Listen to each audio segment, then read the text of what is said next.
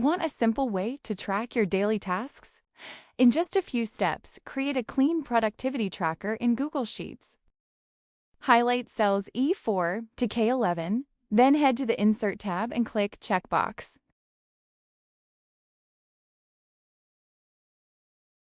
You can customize your checkbox, color red, yellow, etc. But for this one, I'll go with black. You can also adjust the size, making it bigger or smaller to fit your layout. Now let's calculate the percentage for the progress bar. Equals count if, open parenthesis, E4 to K4, comma, quote, true, quote, close parenthesis, divided by count A, open parenthesis, E4 to K4, close parenthesis. You can center align your cell. Format the result as a percentage, then adjust the decimal places to your preference. Drag it down to quickly apply the formula to the remaining cells. As you tick the boxes, the percentage updates automatically. Now let's enter the Sparkline formula to visualize the progress.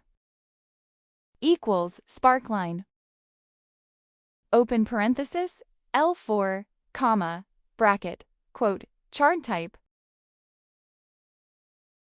quote, comma, quote, bar, quote, semicolon, quote, max, quote, comma, 1, semicolon, quote, color 1, comma, quote, black, quote, bracket, close parenthesis. Great job, the formula works. You can test it by ticking the checkboxes. Drag the formula down to apply it to the rest of these cells. You can customize the color of your bar. Go to Text Color, click the plus icon, choose your preferred color, then copy the hex code and replace it in the formula. That's it.